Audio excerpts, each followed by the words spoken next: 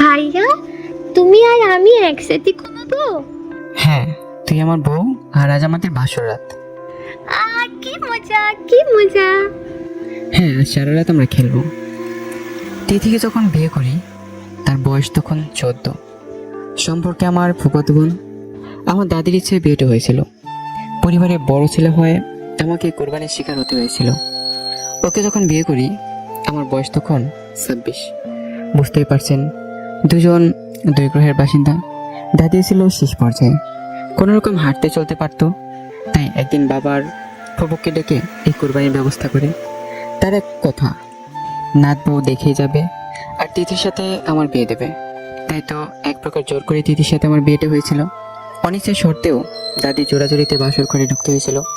ঘরে ঢুকতেই রোবটের মতো খাট থেকে নেমে সালাম করা শুরু করলো। করছে তো করছে, আমি কিছু বলছি না। প্রায় 2 মিনিট করার পর ধমক দিয়ে বললাম, কি রে, কি করিস? সালাম করি। তা তো দেখতেই পারতেছে, এতক্ষণ ধরে সালাম করতে হয়। নানি তো বলেছে আপনি যখন আমাকে উঠাবেন তখন সালাম করা বাদ দিতে। তো আর কি কি বলেছে তোর নানি? আরো অনেক কথা বলেছে। কি কি বলেছে? বলেছে আপনার বুকে মাথা রেখে রাতে ঘুমোতে। আপনি যদি আমাকে জড়িয়ে ধরেন আমি যেন বাধা না দিই, চিৎকার চেঁচামেচি না করি। আপনি হয়েছে, এবার থাম, চল খাটে বসে পড়। নানি বলেছে আমাকে কোলে করে নিয়ে যেতে। কান নিচে একটা চটকানা দিয়ে দাঁত ফালাই দিব। ওরে কোলে করে খাটে নিতে হবে। যা খাটে যা। ও ও, এইবার বুঝছি নানি কেন চিৎকার করতে না করেছে। কি বুঝছস? এই যে আপনি আমাকে থাপ্পড় মারবেন, আমি ব্যথা পাবো, তাই যেন চিৎকার না করি। চিৎকার করলে তো মামা এসে আপনাকে মারবে। মনে নাই একদিন আপনি আমাকে মারছিলেন আর আমি চিৎকার করতেছিলাম, তখন মামা এসে আপনাকে কি দৌড়ানি টানা দিয়েছিল। আপনি মারেন, আমি চিৎকার করব না। কি হলো, মারেন না, না হলে কোলে করে বিছানা নিয়ে যান। ওই, তোর সাহস একদিনে বেড়ে গেছে, আমার কতর উপর কথা বলিস। যা বিছানায়। ও ভয়ে ভয়ে কাঁপতে কাঁপতে বিছানায় গেল। আমি বিছানায় গিয়ে হাতে থেকে একটা জামা হাতে দিলাম। কিছুক্ষণ আগেও আমায় ফোনে বলেছিল ভাই এবার আসার সময় আমার জন্য একটা হলুদ কালারের জামা নিয়ে আসবেন। ওটাই আজ দিলাম। ভাইয়া, এটা কি? খুলে দেখ।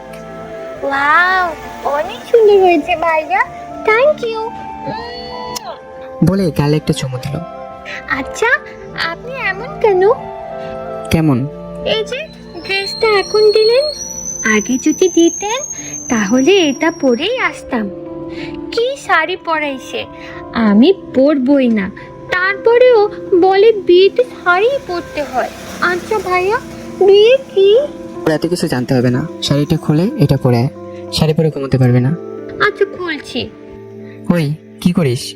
কেন, আপনি না বললেন এটা পরতে? বলছি তাই বলে এখানে? কেন, কোনো সমস্যা? না, কোনো সমস্যা নাই। যা বাথরুমে গিয়ে হাত মুখ ধুয়ে ওখান থেকে কাপড় পরে আয়। আচ্ছা। বলে বাথরুমে চলে গেল। কিছুক্ষণ পর ড্রেসটা পরে এসে বলতেছে, ভাইয়া, কেমন লাগছে আমাকে? সুন্দর লাগতেছে। মামা মামিকে দেখিয়ে আসি। না, এত রাতে যেতে হবে না। আর আজ থেকে মা বাবাকে আর মামা মামি ডাকবি না। কেন, কি ডাকবো? Uncle aunty? না, মা বাবা বলেই ডাকবি। বিয়ের পর সব মেয়েরাই তার স্বামীর মা বাবাকে মা বাবা বলেই ডাকে। যা, আমি পারবো না, আমার লজ্জা লাগে।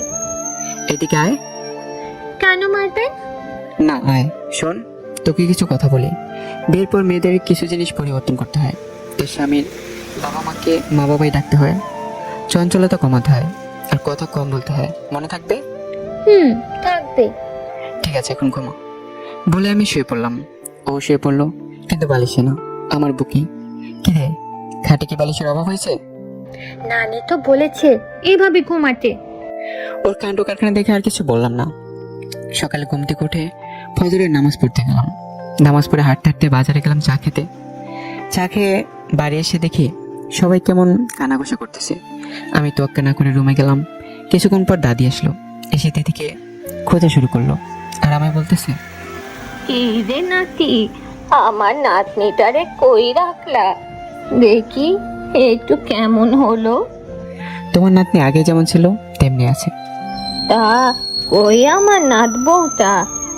তোমার নাত বউকে কি আমি পকেটে করে নিয়ে বসে আছি যে আমায় জিজ্ঞেস করতেছো? কি বলিস? ও তো বের হয় নাই, আমরা তো মনে করলাম তুই রুমে, তাই এদিক আসি নাই। কি বলো? আমি তোকে ঘরে রেখে নামাজে গেলাম, তারপর সারা বাড়ি তোকে খোঁজার ধুম পড়ে গেল। চিৎকার করে ডেকে কোনো পাত্তা নেই, কোথাও পাওয়া গেল না। আমার মনে হঠাৎ সন্দেহ জাগলো, ও কি তাহলে যেই ভাবা সেই কাজ। দৌড়ে পুকুর ঘাটের আম বাগানে গেলাম, যা ভেবেছিলাম তাই। গাছ বান্ধব গাছে বসে আম খাচ্ছে। বললাম, কি রে, ওখানে কি করিস? ভাইয়া আম খাচ্ছি, খাবেন? দাঁড়া, তোর আমি আম খাওয়া বের করতেছি, আজ তো পা ভেঙে দেবো। তোরে যে এত মানুষ ডাকতেছে শুনিস নাই? শুনছি তো। শুনছিস তো, কথা বললি না কেন? আপনি না কাল বললেন কথা কম বলতে। গাধি, কথা কম বলতে বলছি, তাই বলে এই না যে কথা বলতে নিষেধ করছি। ছাগলের মতো যে সারাদিন ম্যামা করস সেটা কমাইতে বলছি। ভুল হয়ে গেছে। এখন নেমে বলছি। মারবেন না তো? না, মারবো না, এবার নেমে আয়। লাঠিটা তাহলে পুকুরে ফেলে দেন, তারপর নামবো। আচ্ছা, ফেলে দিলাম, এবার আয়, সাবধানে নাম। একটু সরে দাঁড়ান। কেন? লাফ দেব। তুই কিন্তু সত্যি আজ মার খাবি। মা গো, গেছে রে, পাটা ভেঙেই গেছে। মেজাজটা গরম হয়ে গেল, কি আর করার। কোলে করে ঘরে নিয়ে আসলাম, বাড়ির ভিতরে এসে পড়লাম। পড়েছি বিপদে। সবার মুখে এক কথা, কি ডাকাচ্ছেরা, সেক্রেটারি কি করছে। কিন্তু কেউ তো জানে না যে সে গাছ থেকে পড়ে পায়ে ব্যথা পাইছে, তার জন্য ঠিক মতো হাঁটতেও পারছে না। সবাই তো ভাবতেছে অন্যটা। আমার তো লজ্জায় মাথা কাটা যাচ্ছে। অবস্থা বেগতিক দেখে আমি দাদিকে বুঝিয়ে বললাম। পরে দাদি এই লজ্জার হাত থেকে বাঁচালো। বাড়ির মাঝখানে গিয়ে মাকে জোরে ডাক দিল। মা সামনে আসতে মাকে বলল, বৌমা দেখো তোমার ছেলের বউয়ের কাণ্ড। এই সকালবেলা গিয়ে গাছে উঠে কেমন পাটা ভেঙে আনলো। এটা শুনে মা দৌড়ে আসলো। তোরে কতদিন বলছি গাছে উঠবি না, তারপরেও কেন আমার কথা শুনিস না? দাঁড়া, আমি এখন তোর মাকে ফোন দিতেছি, বলবো তুই গাছে উঠে পা ভাঙছিস। কিরে বেহাইয়া, হাসতেছিস কেন? আজ থেকে তো তুমি আমার না, তুমি আবার কাকে বলবা? মায়ের মুখে একটা খুশি রেখা ভেসে উঠলো। তখন মা বলল, তোকে কে বললো? নিলয় ভাইয়া বলেছে, আরো বলেছে সাথে সাথে দাদির মুখটা চেপে ধরলো। আর আমি দৌড়ে ঘরের ভিতরে চলে গেলাম। মা মুচকে এসে চলে গেল। কে রে, তুই নিলয়কে ভাইয়া বলে ডাকিস কেন? কি ডাকবো তাহলে? ভাইয়া হয়তো ভাইয়া বলেই ডাকবো না। দূর পাগলি, স্বামী কি কেউ ভাইয়া বলে ডাকে? কি বলে ডাকবো? কিছুই ডাকতে হবে না, আপনি করে বলবি। আর বেশি দরকার হলে আকার ইঙ্গিতে ডাকবি। কিভাবে? এই যে শুনছেন, ওগো শুনছেন, এইভাবে। ও আচ্ছা, ঠিক আছে। তারপর আমাদের গোসল করে চেয়ারে বসে রাখছে। বান্দর কি আর সভ্যতা বোঝে? তৃতীয় তেমনি একবার এদিকে দৌড়াচ্ছে তো আরেকবার ওইদিকে। একবার তো শাড়ি খুলে এসে নাচানাচি শুরু করছে। মা আবার তাকে দমকে শাড়ি পরে আমার পাশে বসে দিয়ে গেল। তিথি এখানেই থাক, উঠবি না, আমি একটু ওই দিকটা দেখে আসি বলে খাবারটা দেখতে গেলাম। কিছু দূর যাওয়ার পরেই তিথি চিৎকার করে ডাকতেছে, ওগো শুনছেন? মাথাটা দিল গরম করে। পেছন ফিরতেই আবার বলতেছে, ওগো এদিকে একটু আসেন না। বাড়ির মধ্যে সবাই আমার আর ওর দিকে তাকাচ্ছে আর হাসছে। বলির পাঠার মতো আমি শুধু দাঁড়িয়ে আছি আর তাতে দাঁত কামড়াচ্ছে। এছাড়া করার কিছুই নেই, কারণ ও চিৎকার শুনে বাবাও চলে আসছে। এখন কিছু বলতে গেলে উল্টা আমারই বিপদ। বাবাও মুচকে হাসছে। কিরে নিলয়, তিথি ডাকছে, শুনছিস না? হা করে গাধার মতো দাঁড়িয়ে আছিস কেন? এদিকে আয়। হ্যাঁ তিথি বল, ডাকতেছিস কেন, কি হয়েছে? কিরে, তুই কি তিথিকে এখন তুই করে বলিস? হ্যাঁ, ওকে তো আগে থেকে তুই করে বলি। আগের কথা ভুলে যা, আর একবার যদি তুই করে বলিস তোর খবর আছে। তিথিমা, তোকে যদি তুই করে বলে আমায় বলবি। ঠিক আছে বাবা। তাহলে কি বলে ডাকবো বাবা? বউকে কেউ তুই করে বলে, তুমি করে বলবি। ঠিক আছে বাবা, দরকার হলে আপনি করে বলবো, তাও তুমি বলবো না। এখন বলেন ডাকতেছেন কেন? কিরে গাদির মতো হাসতেছিস কেন? বাবা না, আপনি কি তুমি করে বলতে বললো, আপনি আপনি আপনি করছেন কেন? ভুল হয়েছে আমার বোন, বলো ডাকতেছো কেন? ভাবি আমাদের জিজ্ঞাসা করছে রাতে আমাদের কি কি হলো, সেটা কি বলবো? আপনি তো আবার বেশি কথা বলতে না করেছেন, তাই আপনাকে জিজ্ঞেস করলাম। এমন সময় পাশ থেকে বাবা বাবার মতো দৌড়, ভাবি তো মুখে কাপড় দিয়ে দৌড়। আমি তো আগে বলির পাঠা হয়েছি। তিথি ভাবিকে পিছন থেকে ডাক দিল। ভাবি কই যান? দাঁড়ান, উনি বলতে বললেই বলবো। বলেন না। বলবো? ভাবি তো চলে যাচ্ছে। একটু দাঁড়া, আমি একটা মাইক নিয়ে আসতেছি, তারপর মাইক দিয়ে বলবো, এলাকার সবাই শুনবে। আব্বা। কিরে, বাবাকে ডাকতেছিস কেন? বাবা না বললো আপনি আমাকে তুই করে বললে জানাতে। ভুল হয়েছে আমার। আচ্ছা, আর বলবেন না। ঠিক আছে, এখন তুমি বসে থাকো, আমি যাই। আচ্ছা যান, তাড়াতাড়ি আসবেন, না হলে ভাবি আবার বলবে আমি অনেক অহংকারী। একটা কথা জিজ্ঞেস করেছি, বলছে না। আল্লাহ, কেমন পাপ করেছিলাম যে এমন ঝামেলা আমার কপালে জুটলো। কিছু বলছেন? না না, কি বলবো, বলছি তুমি বসো, আমি যাবো আর আসবো। ঠিক আছে। কিরে নিলয়, কই যাস? চলে যাচ্ছি। এমন সময় মায়ের কথা বললো। মা, উনি মাইক আনতে যাচ্ছে। মাইক? মাইক দিয়ে কি করবে? কাল রাতে উনি আমাকে যা যা বলছে ওটা নাকি এলাকার সবাইকে শোনাতে হবে, তাই। আমি এবারও কিছু বললাম না, শুধু মায়ের দিকে নিরীহ প্রাণীর মতো তাকিয়ে থাকলাম। মা আমার অসহায়ত্বটা বুঝতে পেরে চোখের পাশে বোঝাতে চাচ্ছে একটু দূর যেতে হবে বাবা। মা দিদিকে নিয়ে দাদির ঘরে নিয়ে গেল। আমি পাথরের মতো দাঁড়িয়ে রইলাম, না পারছি চিৎকার করে কাঁদতে, না পারছি ওকে কিছু বলতে। কি বা বলবো, ও বা বুঝি কেমন। মনের দুঃখে চলে গেলাম পুকুর পাড়ে। তারপর সারাদিন কোনো রকম পার করে রাত আসলো। লোকজনও কিছুটা কমেছে। তিথি আর আমাকে পুকুর নিয়ে যাবে, কিন্তু তিথি যাবে না। অনেক জোরাজুরি করেও নিতে পারলো না, বলে যে কাল সকালে যাবে। আমি একটু হাফ ছেড়ে বাঁচলাম। ইজ্জত যা যাওয়ার তা তো গেছেই, তাও নিজের বাড়িতেই গেছে, অন্যের বাড়িতে তো আর গেল না। রাতে খাওয়া দাওয়া শেষে আমি ঘুমোতে গেলাম। কিছুক্ষণ পর দাদি আর তিথি আসলো আমার ঘরে। দাদি বলল, দাদা ভাই, ও তো ছোট মানুষ, কিছুই বোঝে না। কয়টা দিন একটু ধৈর্য ধর, সব ঠিক হয়ে যাবে। তুই কোনো চিন্তা করিস না, আমি ওকে সব শিখিয়ে দেব। সকালবেলা কি থাপ্পড় খাওয়া স্বাদ জাগছে? মারবো কেন? নানি তো কাল রাতে বলে গেল ওনারা আমার কথা কেউ কিছু জিজ্ঞেস করলে কথা না বলতে। তিথি, তুই এমন কেন? তোর কি বুদ্ধি শুদ্ধি কিছু হবে না কখনো? কেন মা, আমি আবার কি করলাম? আর আমার বুদ্ধি নাই কে বললো? বুদ্ধি না থাকলে কি আমি ক্লাসে সবসময় প্রথম হতাম? আর বৃত্তিও তো পাইছি এইতে। তুমি তো তখন বলেছিলে আমার ব্রেন অনেক ভালো, বলো নাই? বুঝতে পারছি, ভুল আমারই। তোকে যদি সবার সাথে মিশতে দিতাম তাহলে আর আজ এই পরিস্থিতির সৃষ্টি হতো না। চোখে চোখ রাখলেও দোষ, না রাখলেও দোষ। এখন থেকে তোর স্কুলে যাওয়া বন্ধ, পড়ালেখাও বাদ। তুই এখন শুধু পাড়ায় পাড়ায় গল্প করে বেড়াবি আর দুনিয়ার সম্পর্কে জানবি। ইয়াহু, আমি আর স্কুলে যাব না। বলে নাচতে শুরু করেছে।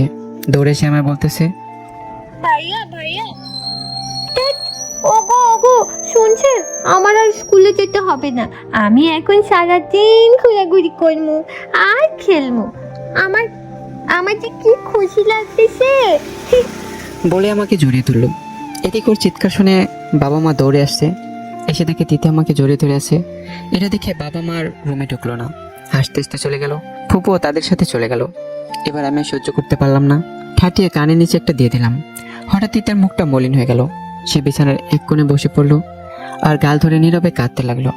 আশ্চর্যের বিষয়ে কোনো শব্দ করতেছে না, আর বাবার কাছেও কোনো নালিশ দিতেছে না।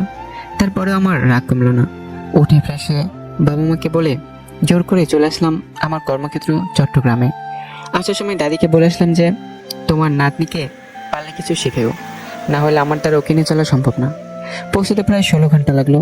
যানজটের কারণে ফোনটা বন্ধ। রাত্রি তখন 3টা। ফোনটা চার্জে বসে ঘুমিয়ে পড়লাম। সকাল 8টার দিকে ফোন খোলার সাথে সাথে বাবার ফোন। নিলয়, কই তুই? বাবা, আমি তো বাসায়, অফিসে যাওয়ার জন্য রেডি হচ্ছি। যত দ্রুত সম্ভব তুই বাড়িতে আয়, তিথি হাসপাতালে। বলে বাবা ফোনটা রেখে দিল। এই কথা শুনে আমার ভয় ঢুকে গেল। যেভাবে ছিলাম সেভাবে বেরিয়ে পড়লাম চট্টগ্রাম এয়ারপোর্টে। বন্ধুকে বলে টিকিটের ব্যবস্থা করলাম। তারপর 12টার দিকে ঢাকায় পৌঁছালাম আর ঢাকা থেকে প্রাইভেট কার করে বাড়ির দিকে রওনা দিলাম। পৌঁছতে প্রায় 5টা বেজে গেল। হাসপাতালে গিয়ে দেখি তিথি বেডে শুয়ে আছে আর স্যালাইন চলতেছে। বাবা, কি হয়েছে? হারামজাদা, তোর মতো একটা স্টুপিড ছেলের বাবা কি করে হলাম সেটাই আমি চিন্তা করতেছি। কি করে তুই ওকে মারতে পারলি? ও একটু চঞ্চল টাইপের, সেটা জানিস। আর ওর বয়সই বা কত হয়েছে? মায়ের ইচ্ছাতেই বিয়েটা হলো। তুই একটু শেখানোর চেষ্টা করবি তা না, তুই ওকে মারলি। তুই জানোস তুই না খেয়ে বাড়ি থেকে বেরিয়ে গেছে, সেজন্য ও এখনো কিছু খায় নাই। মা নাকি বলেছে স্বামীকে রেখে কখনো খেতে নেই। ওদিকে তোর ফোনটাও বন্ধ। যতক্ষণ জানতে না পারবে তুই খাস নাই কিনা, ততক্ষণ ও কিছু খাবে না। আর এভাবে থাকতে থাকতে তো রাত 9টার দিকে অজ্ঞান হয়ে যায়। যে মেয়েটা দিনে 6-7 বার খেয়েও খাওয়ার জন্য চিল্লাচিল্লি করতো, সেই মেয়েটা পরশু রাতের পর এখন পর্যন্ত কিছুই খায় নাই। পরে স্যালাইনের মাধ্যমে খাবার দেওয়া হচ্ছে, এখন পর্যন্ত কিছু খাওয়াতে পারি নাই। আর তুই ওকে। আমি আর কিছু বলতে পারলাম না। সত্যি কাজটা অন্যায় করেছি। গালে হাত দিয়ে দাঁড়িয়েছি আর আমায় দেখে তিথি মিট মিট করে হাসছে। ওই হাসতেছিস কেন? সরি, হাসতেছো কেন? আপনাকে বাবা মেরে গাল কেমন লাল করে দিছে। ওর নিষ্পাপ হাসি দেখে আমিও হাসলাম। পাশে গিয়ে বসতেই উঠে আমার বুকে মাথা রেখে জড়িয়ে ধরলো। মা পুকু ওখান থেকে গায়েব হয়ে গেল। দাদি শুধু মিটমিট করে হাসছে। কি হলো তিথি, এখন আবার এমন করছো কেন? নানি না বলছি আপনার বুকে মাথা রেখে শুয়ে থাকতে। আপনি তো এতক্ষণ ছিলেন না, তাই বালিশে শুয়ে থাকতে আমার একদম ভালো লাগতেছে না। কিন্তু এখন তো আপনি আছেন, তাই শুয়ে আছি। দাদি, ও দাদি, একটু এদিকে আসো তো। বল। তোমার পাটা একটু পরে তুলবা? কেন? তোমার পাটা ধরে বলি, ওকে আর কিছু শেখা যায় না। যা শেখানোর আমি শেখামো সময় হলে। আমার ইজ্জত নিয়ে আর সাপলুডু খেলো না। আর তুই না, তুমি আমার জন্য না খেয়ে থাকবে কেন? স্বামীর আগে খেলে নাকি স্বামীর অমঙ্গল হয়, তাই। ধুর পাগলি, এগুলো এমনি বলে। আর কোনো দিন এমন করবে না, আর আমি তোর সাথে কখনো এমন করব না বলেই অতিরিক্ত ভালোবাসায় কপালে একটা চুমু দিলাম। সে বলল আচ্ছা ঠিক আছে। পরে বাবা দাদিকে রেখে কিছু খাবার পাঠিয়ে দিল, আমি ওকে খাইয়ে দিলাম। হাসপাতাল থেকে ছাড়পত্র নিয়ে বাড়ির দিকে রওনা দিলাম। মাঝপথে বাবা আমাকে ঝাড়ি দেওয়া শুরু করলো। তিথি বলল, বাবা, ওনাকে কিছু বলবেন না। উনি বলেছে আর কখনো এমন করবে না। আমাকে নিয়ে যেতে খাইয়ে দিছে, কিন্তু ভালো করে মাখাইতে পারে না। আমার কপালে একটা চুমুও দিছে। বাবার মুখ চুপ, মায়েরা দাদির মুখে হাসি, আর আমি জানালাতে দিনের বেলা আকাশের তারা গুনি। বাড়ি আসতে আসতে প্রায় সন্ধ্যা গড়িয়েছে। রাতে খাবার টেবিলে সবাই খেতে বসছি। আমি তিথিকে বললাম সবাইকে খাবার বেড়ে দিতে। আমি পারবো না, আমার ক্ষুধা লাগছে। মা তো আছেই, মাই সবাইকে দিবে। হ্যাঁ, তিথি তো ঠিকই বলেছে। ও কি পারবে এসব করতে? তুই খা মা। ওগো, আমাকে খাইয়ে দেন না, আমার না হাতে ব্যথা করতেছে। ওর কথা শুনে সবাই মিটি মিটি হাসতেছে। নিলয়, খাইয়ে দে তিথিকে। হাতে সুই ঢোকানো হয়েছিল, হয়তো ব্যথা করতে পারে। কি আর করার, খাইয়ে দিলাম। তারপর যে যার মতো রুমে চলে এলাম। দাদি শিখিয়ে দিয়েছে, ওটা কি আর ভুল হবে? এসে ওকে মাথা রেখে শুয়ে পড়লো। ওগো, আপনাকে একটা কথা বলি। বলো। আমার কথা শুনে সবাই হাসে কেন? ওটা তুমি বুঝবে না, আর একটু বড় হও, তারপর নিজেই সব বুঝবে। আপনি আমাকে বুঝিয়ে দিন, তাহলেই আমি বুঝতে পারবো। আমি অনেক ভালো বুঝি। আমার সালদা আমাকে একবার বোঝালে আমি সব বুঝে যাই। আচ্ছা, পরে বোঝাবো। আচ্ছা তিথি, তোমার কোনো বন্ধু নেই? না, তবে বান্ধবী আছে একটা। একটা মাত্র বান্ধবী? ও কি প্রেম করে কারোর সাথে? ছি, না, কি বলেন এসব? ছি কেন? ওটা ভালো না, খারাপ। মা বলেছে যারা প্রেম করে ওদের সাথে না মিশতে আর কথাও না বলতে। আর যদি কেউ প্রেম নিয়ে কিছু বলে তাহলে মাকে জানাতে। তাই তো আমার কোনো বন্ধু নাই, শুধু একজন স্যারের মেয়ে। প্রেম খারাপ না, প্রেম করা ভালো। প্রেম অনেক ভালো একটা জিনিস। তুমি যদি কখনো প্রেম করতে, তাহলে আজ বুঝতে পারতে কেন তোমার কথা সবাই হাসতেছে। তাহলে আমি কি প্রেম করবো কারোর সাথে? না না, তোমাকে কারোর সাথে প্রেম করতে হবে না। যারা প্রেম করে তাদের সাথে মিশলেই হবে। আর ওদের সাথে মিশার পরে যদি প্রেম করতে মন চায়, তাহলে আমার সাথে করবে। স্বামীর সাথে প্রেম করা খারাপ না। কিন্তু মা যদি বকে? মা কিছু বলবে না। সত্যি তো? হুম, সত্যি। আচ্ছা, প্রেম করলে কি করতে হয়? আমি ওকে বুকের মাঝে শক্ত করে জড়িয়ে ধরে বললাম, এমন করে জড়িয়ে ধরতে হয়। তখন তিথি মাকে বলে লাফ দিয়ে দূরে সরে গেল। কি হলো? আপনি ধরার পরে আমার কেমন জানি কারেন্ট কারেন্ট লাগলো। ছোটবেলায় একবার কারেন্ট হয়েছিল, 3 ঘন্টা পর আমার জ্ঞান ফিরছে। তাহলে এখন ঘুমাও বলে মাথাতে হাত বুলে দিতে লাগলাম। মায়ের ডাকাডাকিতে সকালে ঘুম ভেঙে গেল। হাত মুখ ধুয়ে খেতে গেলাম। তিথিকে খাইয়ে দিয়ে আমিও খেলাম। ড্রয়িং রুমে বসে সবাই মিলে গল্প করছি। তখন তিথি এসে আমার পাশে বসলো আর বলল, শোনেন না, কাল রাতের মতো আমার মাথায় একটু হাত বুলিয়ে দিন না, আমার অনেক ভালো লাগে। কি আর করার। আমি সুন্দর করে ওর মাথায় হাত বুলে দিচ্ছি আর বাকি সবাই আস্তে আস্তে উঠে চলে গেল। কিছুক্ষণ পর আমি একটু বাইরে গেলাম। দুপুরের দিকে ফিরতে তিথি দৌড়ে এসে আমার কাছে আসলো। কই গিয়েছিলেন আপনি? আপনাকে সে কখন থেকে খুঁজতেছি। কেন? মা তো বলেছিল আমাকে আর পড়াবে না, তাই আমি মাকে গিয়ে জিজ্ঞেস করব। মা যদি আবার না করে আপনি একটু মাকে বোঝাবেন। ঠিক আছে, চলো। মা বাবা আর শাশুড়ি মা বসে কি নিয়ে যেন কথা বলছিল। এরই মধ্যে আমাদের দুজনকে একসাথে দেখে সবাই আমাদের দিকে তাকালো। কি রে তিথি, কিছু বলবি? বল। হ্যাঁ মা। বল। মা, তুমি কি সত্যি আর কোনোদিন আমাকে স্কুলে যেতে দিবে না? না, আমি কি কখনো মিথ্যে বলেছি? হ্যাঁ বলেছি, এই তো। কি বেয়াদব মেয়ে দেখছেন ভাইজান, মুখে মুখে কেমন তর্ক করে। ওই, তোকে কবে মিথ্যে বলছিলাম? কেন, তুমি বলো নাই প্রেম করা পাপ, প্রেম করা ভালো না? কাল রাতে তো উনি আমার সব বলেছে, প্রেম করা ভালো। এই যে আমার কথা শুনে তোমরা হাসো, আমি যদি প্রেম করতাম তোমরা তখন হাসতে পারতে না। উনি আরো বলেছে উনি আমাকে সব শিখাইবে, তারপর আমি ওনার সাথে প্রেম করব। আবার উনি আমাকে বুকের মধ্যে চড়াই ধরছিল, আমি তো ভয়েই শেষ। ওনার সারা শরীরে কেমন জানি কাঁদে। তিথির বাচ্চা, এবার বাবা মাকে দৌড়াতে হয়নি, আমি নিজেই দৌড়েছি। সেই দিনটা কোনো রকম পার করে পরের দিন সকালে চট্টগ্রামের উদ্দেশ্যে রেডি হলাম। যাওয়ার আগে তিথি রুমে এসে আমাকে জড়িয়ে ধরলো। কি ব্যাপার, কিছু বলবে? না। তাহলে জড়িয়ে ধরলে যে? নানি বললো এসে জড়িয়ে ধরতে, তাহলে নাকি আপনার ভালো লাগবে আর আমার কথা মনে পড়বে বারবার। আমি শুধু হাসলাম। খাওয়া দাওয়া ঠিক মতো করবে, পড়াশোনাটা যেন ঠিক মতো হয়। রেজাল্ট খারাপ হলে কিন্তু আমি আর বাড়িতে আসবো না। ঠিক আছে।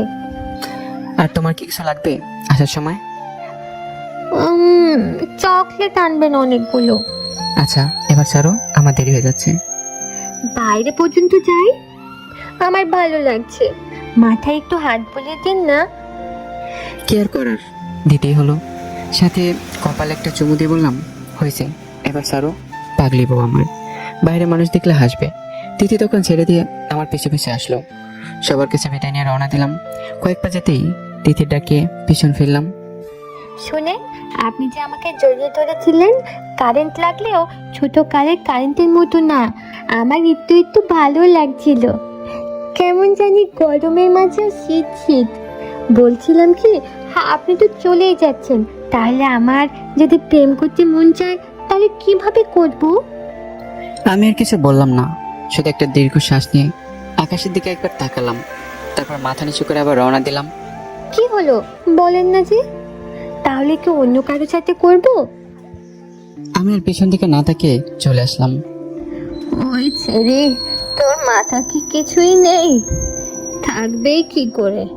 সারা দিন বই আর গাছ নিয়ে পড়ে থাকলে বুদ্ধি কি করে হবে? কেন, আমি আবার কি করলাম? কি করো জানোস না? বোঝোস না কিছুই? ওই, তোর স্বামীর সাথে কোনো কথা থাকলে তার কানে কানে না হলে কাছে গিয়ে আস্তে আস্তে বলবি। সবার সামনে যে এমন কথা বলস, সবাই তখন আমার নাতিটারে নিয়ে হাসাহাসি করে। এরকম আর কখনো করবি না, ঠিক আছে নানি? চট্টগ্রামে আসার পর দিনকাল ভালোই যাচ্ছিল। বিপত্তি ঘটলো কিছুদিন পর। হঠাৎ একদিন রাতের বেলা অপরিচিত নাম্বার থেকে ফোন আসলো। রিসিভ করতে অভ্যাস থেকে মিষ্টি কণ্ঠ ভেসে আসলো। আসসালামু আলাইকুম। ওগো, কেমন আছেন আপনি? কি করেন, খাইছেন? আচ্ছা, আমার কথা কি আপনার মনে পড়ে? আচ্ছা, রেখে দে। আসসালামু আলাইকুম। আমি তো পুরাই টাসকি। এ কি কথা বললো? না মেশিন গানে গুলি চললো ঠিক বুঝলাম না। ঘুর কাটতে ফোন দিলাম। হ্যালো, জি বলেন। কি বলছো তিথি? জি। ওভাবে কথা বলে রেখে দিলে কেন? কিভাবে কথা বলেছি? এই যে তুমি একাই কথা বলে ফোন রেখে দিলে। মা, নানি বললো আপনার সাথে কথা বলতে। আপনি কি করেন, খাইছেন কিনা, আমার কথা মনে পড়ে কিনা জিজ্ঞেস করতে, তাই করলাম। ও, তা আমার কাছে না শুনে ফোন রেখে দিলে? না রে, রাখবো না। নানি তো বলে নাই যে আপনার কথা শুনতে হবে। আপনার কথা শুনলে পরে যদি রাগ করে, তাই রেখে দিছি। হ্যাঁ, ভালো করছো। ফোন কার এটা? আমার। তোমার? তুমি ফোন কোথায় পেলে? মামা টুকু বাবা কিনে দিছে আমাকে। জানেন, এখানে না সুন্দর সুন্দর গেম আছে। আমি এখন গাছে উঠি না, সারাদিন গেম খেলি। খুব ভালো। তো শুনবেন আমি কেমন আছি, খেয়েছি কিনা, কি করি, তোমার কথা মনে পড়ে কিনা? নানি কিছু বলবেন না তো? নানির কাছে থেকে শুনে আসি। না, কিছু বলবে না? যদি বলি, কাল আমাদের স্কুলে একটা ছেলে ফোন দিছিল, ওর সাথে কথা বলতে দেখে আমাকে অনেক বকেছে। কি, কার সাথে কথা বলছো তুমি? ওর সাথে কথা বলতে গেলে কেন? বারে, আপনি না বলে গেছেন যারা প্রেম করে তাদের সাথে মিশতে, সেই জন্যই তো কথা বলি। ও বলেছে আমাকে নাকি প্রেম শেখাবে। ও কেন তোমাকে প্রেম শেখাবে? তিথি আর কখনোই কোনো ছেলের সাথে কথা বলবে না। আমি বলছিলাম তোমার বান্ধবী যারা প্রেম করে তাদের সাথে মিশতে, যেন তুমি প্রেম কি জিনিস ভালোভাবে কি সেটা বুঝতে পারো। যা, আপনি কিছু তো বলেছেন। আপনি বলেছিলেন যারা প্রেম করে তাদের সাথে মিশতে। আমার কিন্তু অনেক বুদ্ধি, আপনার মতো ভুলে যায় না। আর আপনি তো যাওয়ার আগে বলে গেলেন না যে কিভাবে শিখবো, তাই ওর সাথে কথা বলেছি। আচ্ছা বলেন না, আপনি কি করেন, খাইছেন কিনা, আমার কথা মনে পড়ে কিনা? আচ্ছা বলবো, আগে বলো তুমি আর কোনো ছেলের সাথে কথা বলবে না, আর তুমি আমার কাছে প্রেম শিখবে। আচ্ছা ঠিক আছে, এবার বলেন। আমি ভালো আছি, আর খাওয়া দাওয়া হয়েছে। আর তোমাকে অনেক মনে পড়ছে পাগলি। যখন রাতে ঘুমাতে যাই তখন আরো বেশি মনে পড়ে। কেন? কারণ তখন তো তুমি বুকে মাথা রাখো না, তাই।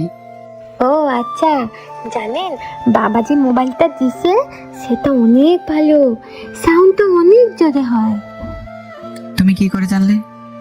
বারে, আমি তো লাউড স্পিকার দিয়ে কথা বলতেছি।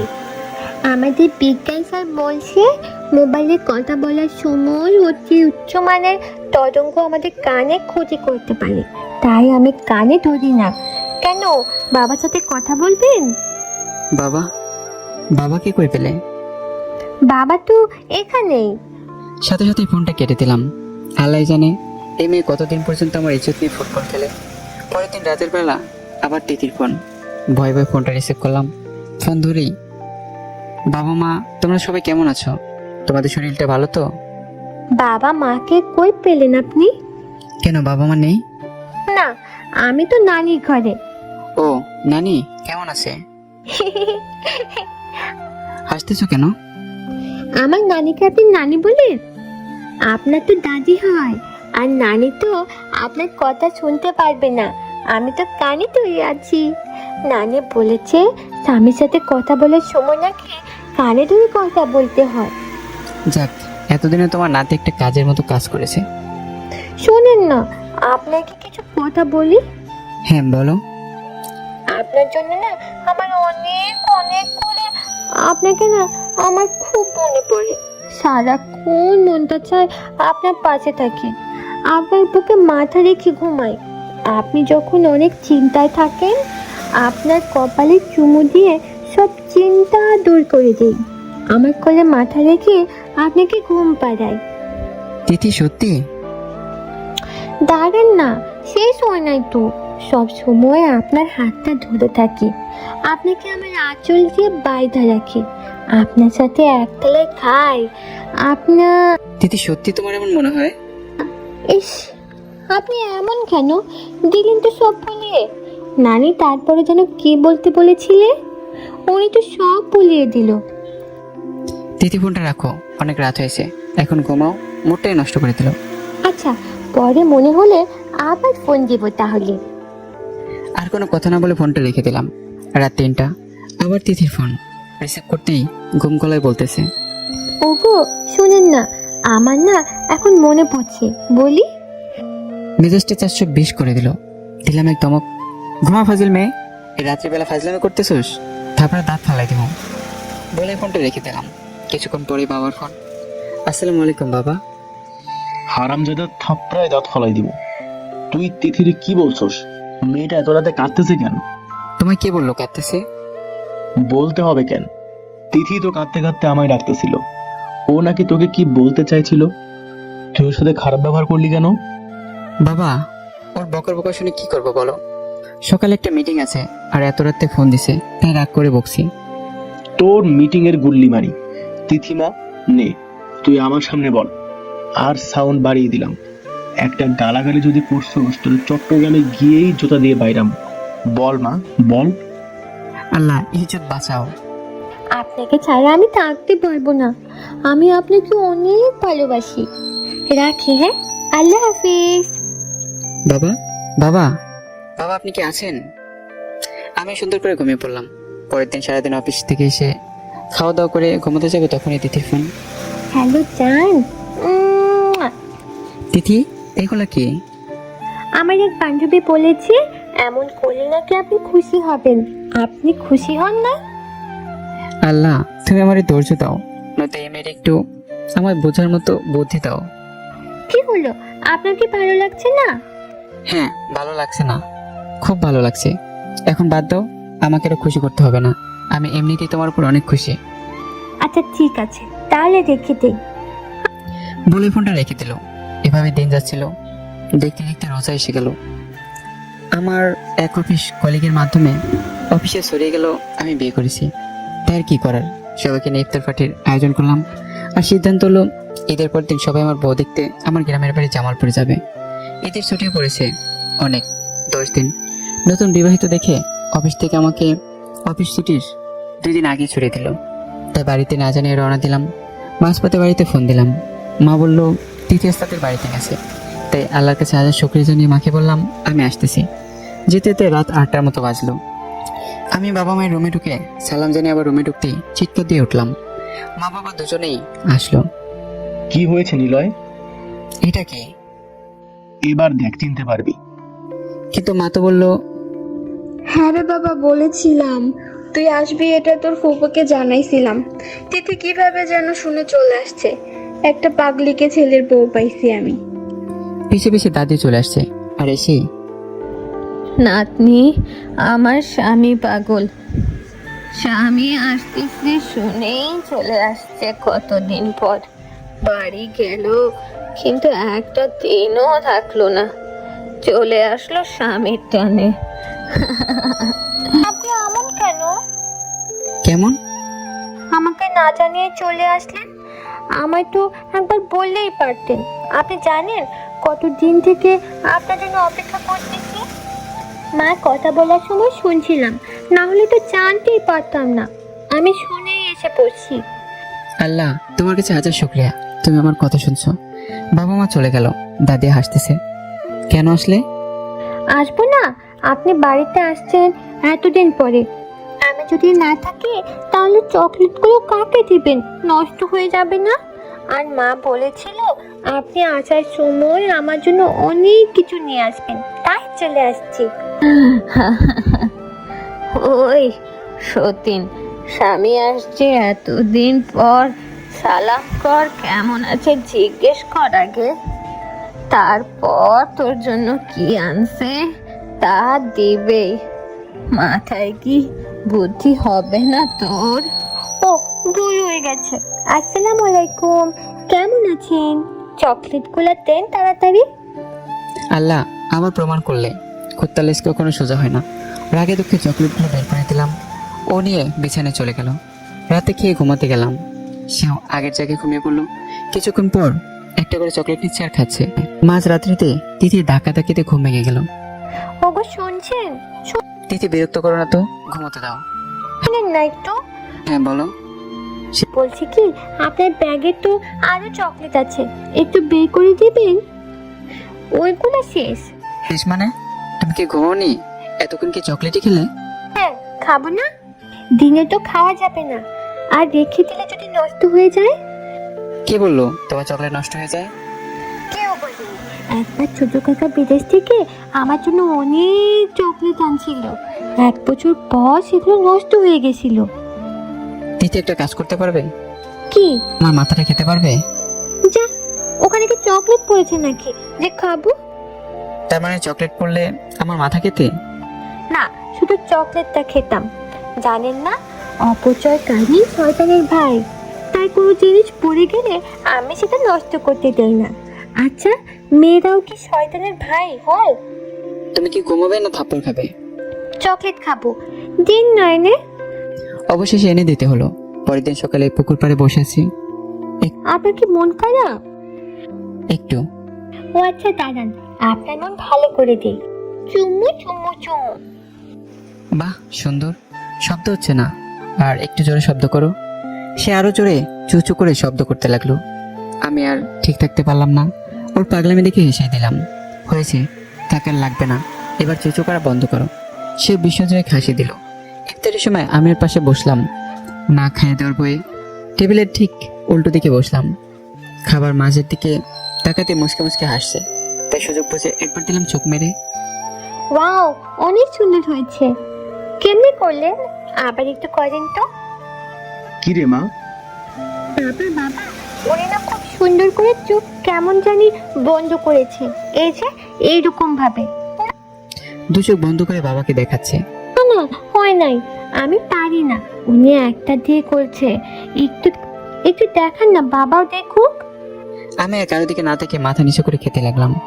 তার পরের দিন থেকে ইফতার আমার ঘরে ফাটিয়ে দিয়েছে মা। দেখতে দেখতে ঈদ এসে গেল। ঈদের পরের দিন আমার অফিসের কলিগরা আসলো। তিথি হলুদ রঙের একটা শাড়ি পরেছে, দেখতে অনেকটা পুতুলের মতো লাগছে। সবার সামনে ওকে নিয়ে গেলাম পরিচয় করে দিতে, কিন্তু পুরোটা সময় শুধুমাত্র এক ভাবি ছাড়া আর কারোর সাথে কোনো ধরনের কথাই বললো না। রাগে আমার মাথা দিয়ে আগুন বেরোচ্ছে। শুধু তাই ওরা চলে যাওয়ার পরেই ঠাস করে একটা চোর মারলাম। দিন দিন কি বেয়াদব হয়ে যাচ্ছ? ওরা এত কিছু জিজ্ঞেস করলো আর তুমি কিছু বললে না কেন? আপনি না বলেছেন কোনো ছেলের সাথে যেন কথা না বলি, তাই বলিনি। নিজের মাঝে কিছুটা অনুতপ্ত বোধ কাজ করলো। তাই এই মেয়েকে দিয়ে আমি কি করে সংসার করব? এর বুদ্ধি বলে কিছুই নেই। মন খারাপ করে শুয়ে আছে বিছানায়। তিথি এসে আমার বুকে শুয়ে পড়লো। আমি তাকে তুলে দিলাম, বললাম আর যেন কখনো এভাবে না ঘুমায়। সে রাগ করে চলে গেল। কিছুক্ষণ পর বাবাকে ডেকে নিয়ে এসে বিচার দিচ্ছে। বাবা, বাবা, উনি আমাকে ঘুমাতে দিচ্ছে না। কি রে নিলয়, ঘুমাতে দিচ্ছিস না কেন? বাবা, আমি ওকে কখন ঘুমাতে দিলাম না। ঘুমাক না, আমি কি নিষেধ করেছি? না বাবা, আমি ওনার বুকে ঘুমাবো, উনি আমাকে বারবার তুলে দিচ্ছে। বাবা একটু সংকোচে পড়ে গেলেন, আর তারপর বললেন, ওকে ঘুমাতে দে, আমরা গেলাম। বাবা, যাবেন না, আমি আগে শুয়ে পড়ি, তারপর যাবেন, না হলে আবার তুলে দিবে। তিথি এসে শুয়ে পড়লো। তারপর বাবা দরজা আটকে চলে গেল। আচ্ছা, আপনি সবসময় মন খারাপ করে থাকেন কেন? আপনাদের কিছু হয়েছে? না, কিছু হয়নি। কিছু তো একটা হয়েছে, না হলে সবসময় এমন থাকেন কেন? কি করবো বলো, আমার যৌবন শেষ হয়ে যাচ্ছে, আর তুমি তো সেটা বুঝতেই পারছো না। মুখ ফসকে কথাটা বলে দিলাম। ও ও, ডাক্তার দেখান নাই? দেখাইছি, বলছে ভালো হয়ে যাবে। তুমি এখন ঘুমাও আর কথা বলো না। পরের দিন সকালে সবাই খেতে বসছি। মন খারাপ দেখে বাবা জিজ্ঞেস করলো, নিলয়, কিছু হয়েছে তোর? কয়দিন থেকে দেখতেছি মন খারাপ। না বাবা, কিছু হয়নি। না বাবা, হয়েছিল, ডাক্তার দেখিয়েছিল, এখন ভালো হয়ে যাচ্ছে। এই ছেলেটাকে নিয়ে আর পারি না। ছোট থেকে একটা সমস্যা, অসুখ হলে কাউকে বলবে না। কি হয়েছিল রে নিলয়? বাবা, ওনার না। তিথি একদম চুপ, কোনো কথা বলবে না। এই বলবে না কেন? তোর কি অসুখ সেটা জানতে হবে না? পরে যদি বড় সমস্যা হয়ে যায়। বল মা, কি হয়েছিল নিলয়ের? আর তুই কেমনে জানলি? কাল রাতে যখন আপনারা এসে পড়লেন তখন বলেছে ওনার নাকি যৌবন শেষ হয়ে যাচ্ছে, আর আমি সেটা বুঝতে পারছি না বলে ওনার মন খারাপ। এখন নাকি ভালো হয়ে যাচ্ছে। আমি এক দৌড়ে ঘরের ভিতর। পরে 2 দিন আর মা কেউ আমার রুমে আসেনি, আমিও না। এদিকে তিথিরও স্কুল করেছে পরীক্ষার জন্য, তাই দিনে একটু শান্তিতে থাকতে পারি। একদিন বিকেলবেলা এক কাকা এসেছে তার ছেলেকে নিয়ে চাকরির বিষয়ে কথা বলার জন্য। বাবা মা আর আমি বিষয়ে কথা বলছি, এরই মাঝে তিথির আগমন। ওগো, একটু এদিকে আসেন না। আসতেছি একটু পরে। না, এখনই আসেন, শুধু একটা চুমু খাবেন, তারপর চলে যাবেন। আমার ফ্রেন্ডটা না আজ এটা শিখিয়ে দিয়েছে, বলেছে কারোর সামনে যাতে না খাই, চুমু খেলে নাকি আপনি আমাকে অনেক ভালোবাসবেন। বাবা আসতে হলো, উঠি বলে কাকা চলে গেল। বাবা মা উঠে গেল, তখন তিথি আমার দিকে আস্তে আস্তে এগিয়ে আসতেছে। আমি দৌড়ে বাইরে বের হয়ে গেলাম, পিছে পিছে তিথিও দৌড়ানো শুরু করলো। দাঁড়ান দাঁড়ান, শুধু একটা খামো। ও যখন দৌড় দিছে আমি তখন দাঁড়িয়ে গেলাম। রাস্তায় গেলে আবার আরেক ঝামেলা। আমি স্ট্যাচু হয়ে দাঁড়িয়ে আছি, সে তার কাজ সেরে চলে গেল। ছুটি শেষে আবার চলে গেলাম ব্যস্ততম সম্মানযুক্ত পরিবেশে। বেশ কিছুদিন পর রাত 2টার দিকে তিথির ফোন রিসিভ করতেই হ্যালো নানি, সাথে সাথে ফোনটা কেটে দিয়ে বন্ধ করে দিলাম। বিয়ে প্রায় 1 বছর হচ্ছে, এখনো তার নানি কি বললো তা নিয়ে আমার সাথে কথা বলতে হবে। মনটা খারাপ করে ঘুমিয়ে পড়লাম। পরের দিন সকালে ফোন খুলতেই তিথির ফোন থেকে মেসেজ। নানি, নানি আর নেই, যত দ্রুত পারেন আপনি বাড়ি আসেন। আমি প্রায় পাগল হয়ে গেলাম। তাহলে তিথি রাতে নিজেকে ক্ষমা করতে পারছি না। আমার হাত থেকে মোবাইলটা পড়ে গেল। কিভাবে বাড়ি পৌঁছালাম আমার ঠিক খেয়াল নেই। পরে জানতে পারলাম আমার ফ্ল্যাটের সাদেব ভাই আমাকে নিয়ে এসেছে। আমি যাওয়ার পর দাদির দাফন সম্পন্ন করা হয়। এই মাঝে তিথি আমার সাথে কোনো কথাই বলেনি। মাটি দেওয়া শেষে সবাই বাড়ি আসলাম, কিন্তু তিথিকে কোথাও দেখতে পেলাম না।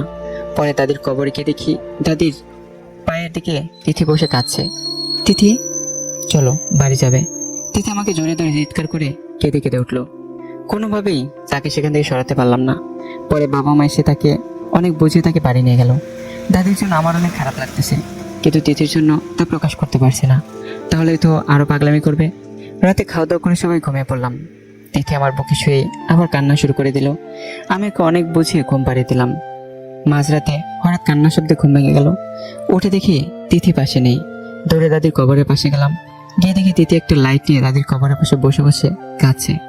তিথি, তুমি এত রাতে এখানে কেন এসেছো?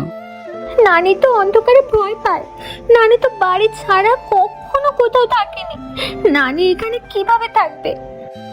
আমি আর কান্না ধরে রাখতে পারলাম না। তিথি, তুমি আর পাগলামি করো না, তুমি এমন করলে দাদি কষ্ট পাবে। বাবা মাও কান্নার অবস্থায় চলে আসছে। পরে তাকে আবার বাড়িতে নিয়ে গেলাম। তিথির আমার অবস্থা দেখে ওকে বাবা মা আর ফুপু মানে আমার শাশুড়িও তাকে বাড়িতে রাখতে চাচ্ছে না। তাই আর আমার মনে হলো বাড়ি থাকলে ও আরো ভেঙে পড়বে। তাই তার স্কুল থেকে টিসি নিয়ে তাকে চট্টগ্রাম নিয়ে আসলাম। অফিস থেকে কিছুদিন ছুটি নিয়ে তাকে নিয়ে চট্টগ্রামে ঘোরাঘুরি করলাম। পাহাড় সমুদ্র ঘুরে সে কিছুটা পরিবর্তন হলো। তারপর বাংলাদেশের মহিলা সমিতি বালিকা স্কুল অ্যান্ড কলেজে আমাদের এমডি স্যারের মেয়ের সাথে ভর্তি করে দিলাম। সাবেদ ভাইয়ের সাথে একই ফ্ল্যাটে থাকতে লাগলাম। সাবেদ ভাইয়ের বউ একজন গৃহিণী, তাদের 6 বছরের একটা মেয়েও আছে। কিছুদিনের মধ্যেই তিথির সাথে ভালো ভাব জমে গেল। আমি সকাল অফিসে যাওয়ার সময় তিথিকে স্কুলে দিয়ে যাই, আবার আসার সময় নিয়ে আসি। এভাবে দিনগুলো ভালোই যাচ্ছিল। একদিন তিথির স্কুল আগে ছুটি হয়ে যায়, তাই আমায় বলে বাসায় চলে আসছে। অফিস শেষে বাসায় ফিরতেই দারোয়ানের বাড়িওয়ালার সাথে দেখা করতে বললো। রুমে এসে দেখি তিথি পড়তেছে। আমায় দেখে উঠে এসে জড়িয়ে ধরলো। প্রতিদিনই এমন করে, যতক্ষণ বাসায় থেকে ততক্ষণ আমার হাত ছাড়তেই চায় না। দাদি নাকি এটা বলে গেছে। অবশ্য দাদি মারা যাওয়ার পর তিথি মাঝে অনেকটা পরিবর্তন আসছে। আগের মতো তেমন বেফাস কথা বলে না। কবেল একটা চুমু দিয়ে টেবিলে বসে বললাম যে একটি বাড়িওয়ালার সাথে দেখা করতে হবে, আমি দেখা করে আসি। না, আপনি যাবেন না। কেন? এমনি না, এমনি না, আমায় না কয়টা অঙ্ক করে দিতে হবে। আচ্ছা, এসে করে দিচ্ছি। না, আমায় এখনই করে দিতে হবে। অঙ্ক করা শেষ হলে আচ্ছা তুমি বাকিগুলো করো, আমি আসতেছি। ফিজিক্সটাও একটু বুঝিয়ে দেন। এভাবে করতে করতে রাত 8টা বাজে ফেলেছে। প্রায় সব সাবজেক্টই পড়ানো শেষ, তারপরেও যেতে দিচ্ছে না। তারপর ধমক দিয়ে বসে দেখা করতে গেলাম। সালাম দিতেই গম্ভীর মুখে আমার দিকে তাকালো। আমার হাতটা ধরে টান দিয়ে ছাদে নিয়ে গেল। দেখো নিলয়, তোমার বউ আমার ছাদের কি অবস্থা করেছে, সবগুলো ফুল ছিঁড়ে ফেলেছে। আর এদিকে আজ দেখো গাছটার কি অবস্থা করেছে। এটা কি কারণ ওঠার মতো গাছ? তোমার বউ গাছে উঠে গাছটা ভেঙে ফেলেছে। তার মানে এই জন্যই বাড়িওয়ালার কাছে আসতে দিচ্ছিল না। আমি তাড়াতাড়ি নিচে নামলাম। দেখি তিথি রুমে নেই। বাথরুমে ধাক্কা দিয়ে সারা বাথরুম ফুলের পাপড়িতে ভরা। ভাবি তো রুমে কেউ দেখি নেই। রুমে এসে তিথির ফোনে ফোন দিলাম। খাটের নিচ থেকে ফোন বেজে উঠলো। ফোনটা কেটে নিচে তাকিয়ে দেখি তিথি খাটের নিচে শুয়ে আছে। তিথি, ওখানে কি করো? বাইরে এসো। আমি কিন্তু বাবাকে কল দেব। বাবাকে কেন কল দিবে? আপনি আমায় মারবেন। বলে চিৎকার করে কান্না করে দিল। ওর কান্না শুনে পাশের রুমের ভাবি চলে আসলো। কি রে নিলয়, কি হয়েছে? আরে ভাবি, কিছুই হয়নি। আমি কি খাটের নিচ থেকে বাইরে বের করছি, আরো অমনি কান্না শুরু করছে। তুমি যাও, আমি দেখছি। আমার ভুল হয়ে গেছে, আমি আর কখনোই করব না। আচ্ছা ঠিক আছে, এবার বাইরে এসো। আগে বলেন মারবেন না। আচ্ছা মারবো না, বাইরে এসো। কান্না থামে বাইরে আসলো। চোখের পানি মুছে দিয়ে জিজ্ঞেস করলাম, গাছ ভেঙেছো কেন? আমি ভাঙি নাই, ভাবির মেয়ে দিয়া ভাঙছে। মিথ্যে কথা বলবো না দিদি, সত্য বলো। অনেক দিন থেকে গাছে ওঠি না, তাই ছাদে গাছ দেখে পা কেমন জানি করছিল, তাই উঠছিলাম। আচ্ছা কাঁদতে হবে না, কান্না করার কি আছে? আচ্ছা। আচ্ছা দিদি, আরেকটা কথা জিজ্ঞেস করি, কান্না করবা না কিন্তু। আচ্ছা। আচ্ছা ফুল কেন ছেড়েছো? আমি না টিভিতে দেখছি সাবান দিয়ে গোসল করার সময় পানিতে ফুল দিতে হয়, তাহলে সুন্দর হওয়া যায়, তাই ফুল ছিঁড়ছি। তাই বলে সব ফুল কেন? আরে আপনি দেখেন নাই ওদের গোসলখানা ভর্তি থাকে, তাই তো সব ফুল ছিঁড়ছি। এবার আর না হেসে পারলাম না। আমার হাসি দেখে ও হাসতেছে। ধুর পাগলি, ওরা এমনিতে এইভাবে টিভিতে বিজ্ঞাপন দেয়, আর তুমি এমনিতেই সুন্দর, তোমাকে ফুল দিয়ে গোসল করতে হবে না। যাদের চেহারা খারাপ তাদেরই করতে হয়, আর কখনোই ছিড়বে না, মনে থাকবে। আচ্ছা, আর ছিঁড়বো না। তার কিছুদিন পর তিথি টেস্ট পরীক্ষা শুরু হওয়াতে ওকে বাসাতেই থাকতে হলো সারাদিন। ভাবি আর দিয়ার সাথে সময় কাটাতো। একদিন বাসায় এসে ভাবিরা দেখি কেউ বাসায় নেই, দিয়ে একা একা পড়তেছে। আমি যাওয়ার পর কেমন করে যেন আমার দিকে তাকাচ্ছে, কিন্তু কাছে আসছে না। তিথি, কিছু হয়েছে? সে কান্না শুরু করে দিয়েছে। আমি ভয় পেয়ে গেলাম। তিথি, তুমি কি একা একা ভয় পেয়েছো? না আবার ফুল ছেড়েছো? না ভাবি কিছু বলেছে, বকেছে? না, তাহলে কাঁদতেছো কেন? আমি ইচ্ছে করি নাই। কি করেছে বলো? আপনি আমায় মারবেন বলে আরো জোরে কাটতে লাগলো। আমি বাবাকে বলে দেব আপনি আমায় মারছেন। আমি কি তোমাকে কখনো মেরেছি? দুইবার থাপ্পড় মারছেন। কবে? মনে নাই?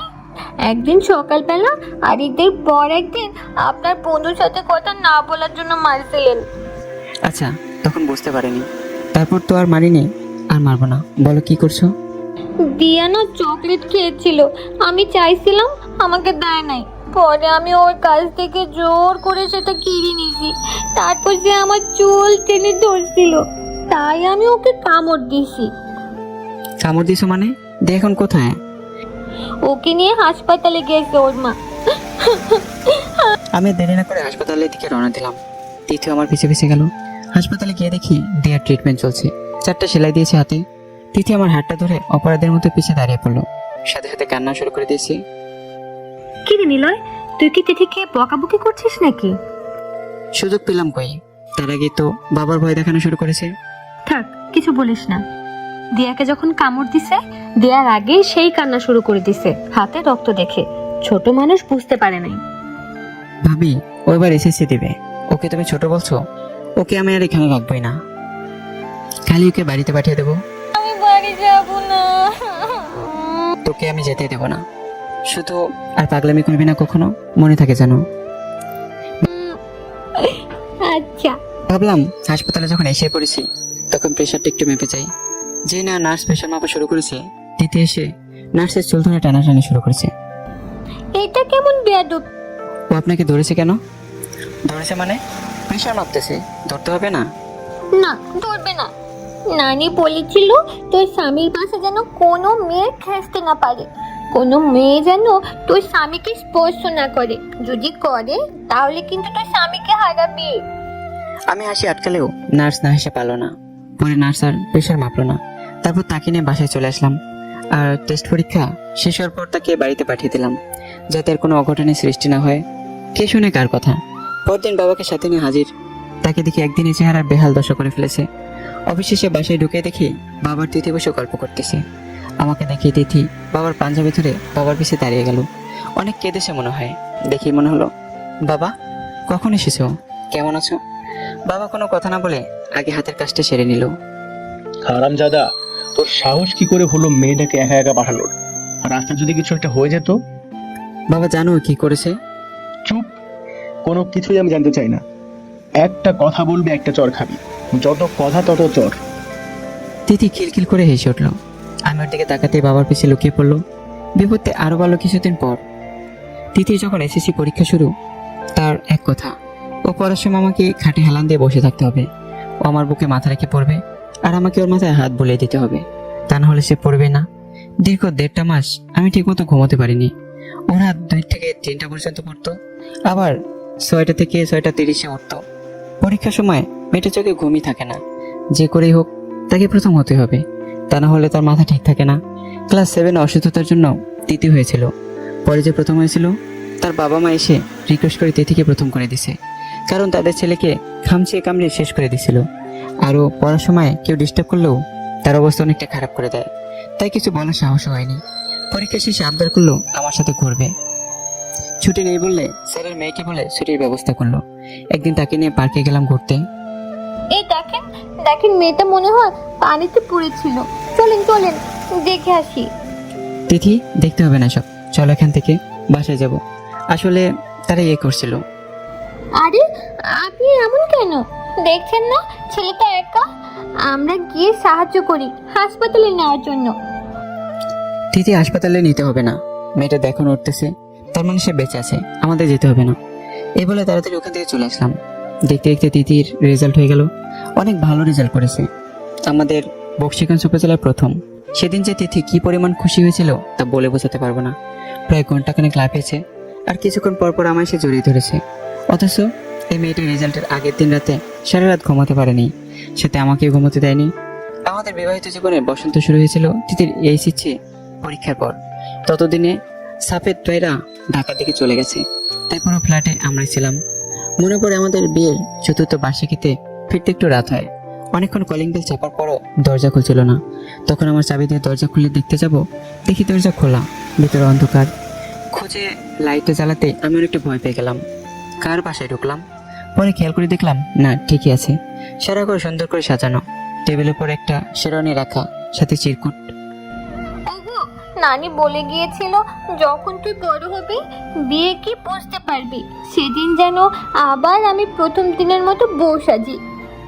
এক আনন্দে ঢেউ কেটে গেল মনে।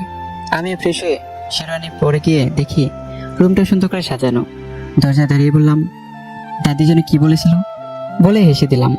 তিথি লজ্জায় মুখটা একটু ঠেকালো। কোনো রকম রাতটা পার করলাম। পরের দিন থেকে বিপত্তিরও বেড়ে গেল। প্রায় 1 সপ্তাহ তিথির মুখ দেখতে পারিনি। খুব সকালে সে উঠে নাস্তা রেডি করে অন্য রুমে লুকিয়ে থাকতো, আর রাত না হলে বাসায় ঢুকতে দিত না। বাসায় যখন ঢুকতাম পুরো অন্ধকার থাকতো। এসে আমাকে জড়িয়ে ধরতো বরাবরের মতোই, কিন্তু লাইট জ্বালাতো না।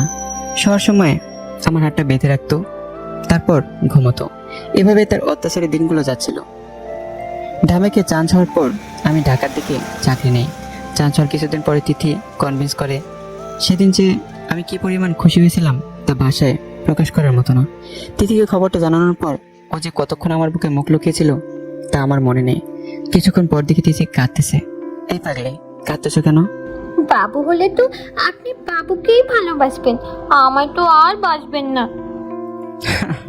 ধুর পাগলি, কে বলেছে তোমায় ভালোবাসবো না? আর অনেক বেশি ভালোবাসবো। সত্যি? সত্যি বলে কপালে একটা চুমু দিলাম। সে আমাকে জড়িয়ে তুললো। পাগলিটা এখন মা হয়েছে, বাবা হয়েছে আমি, কিন্তু পাগলির পাগলামি কমে নেই, বরং বেড়েছে। আল্লাহর অশেষ রহমতে আমাদের একটা মেয়ে হয়েছে। মেয়ে হওয়ার পর থেকেই আমার উপর তিথির অত্যাচার আরো বেড়ে গেছে। মেয়ে হয়েছে ঠিক মায়ের মতোই।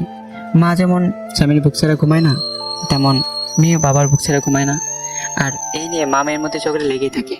মাঝখান থেকে বলির পাঠা হয়েছে আমি। আমরা এখন মানুষ 3 জন, আর বালিশ একটা। এখন মেয়ের বয়স 3। কোলে করে দাঁড়িয়ে অপেক্ষা করছে তিথির জন্য। আজ তিথির মেডিকেলের শেষ দিন। কি ব্যাপার, ওকে এভাবে কোলে করে কতক্ষণ দাঁড়িয়ে আছেন? এই তো প্রায় ঘন্টাখানেক। ও কি এভাবে কোলে উঠেছিল? কেন? না কিছু না। মামুনি আমার কোলে আয়। মেয়েকে কখনো তুই করে বলে না রাগ না উঠলে, কিন্তু বুঝতে পারলাম না কি যেন রাগ করছে। কি ব্যাপার তিথি, তুমি কি নিতুর উপর রেগে আছো? কিছু করেছে? না কিছু করেনি, আপনি হেঁটে হেঁটে বাসা আসবেন, আমি নিতুকে নিয়ে যাচ্ছি। তিথি আমাকে রেখে গাড়ি নিয়ে চলে গেল। বাসায় গিয়ে দেখি মেয়েকে খাটের সাথে বেঁধে কান ধরে দাঁড় করে রাখছে। কি ব্যাপার তিথি, ওকে বেঁধে রাখছো কেন? কি করব? ও আপনার কোলে কেন উঠবে? বারে, মেয়ে বাবার কোলে উঠবে না? ওঠো, আমি ওকে ভাগ করে দিছি না, আমার পাশে ও কেন উঠবে? ও তো তোমার পাশে যেতে চাইনি, আমি নিয়েছি। নিতু সত্যি? মেয়ে হ্যাঁসূচক মাথা নাড়লো। আচ্ছা ঠিক আছে, কান ছাড়ো। তুমি 1 ঘন্টা কোলে উঠেছিলে না আমার পাশে, তাহলে আমিও 1 ঘন্টা থাকবো কোলে উঠে তোমার পাশে। তাহলে শোধবোধ হয়ে যাবে। আর 1 ঘন্টা যে আমার পাশে ক্ষয় করেছো, সেজন্য আরো 1 ঘন্টা আমার পাশে কোলে উঠে বসে থাকবো। কিন্তু মেয়েও 2বার কোলে উঠতে দিতে রাজি না। এই নিয়ে চলছে মা মেয়ের ঝগড়া। আমি বসে বসে দেখছি তাদের ঝগড়া থামলে কোলে করে বসে থাকতে হবে, কারণ আমার তো আমি নেই। আমি এখন মা আর মেয়ের সম্পত্তি। তারা যেমনি ব্যবহার করে, অবশেষে তারা চুক্তিপত্র করে ঝগড়া থামিয়েছে। প্রথম 1 ঘন্টা মেয়ের মা থাকবে ডান পাশের কোলে, পরে দুজনই যার যার পাশে আরো 1 ঘন্টা করে কোলে থাকবে, যাতে দুইজন একই ক্ষয়রোধ হয়ে যায়। বউকে কোলে নিয়ে আছে, মেয়ে স্টপওয়াচ ধরে আছে। তিথি বীজের হাসি আসতেছে, মেয়ে আগুনের মতো জ্বলছে, আর আমি মাইনকে চিপে কইরা দাদির উদ্ধার করতেছি। হয়তো বা বাকিটা জীবন কাটবে এমন অবুঝ বইয়ের জ্বালায়।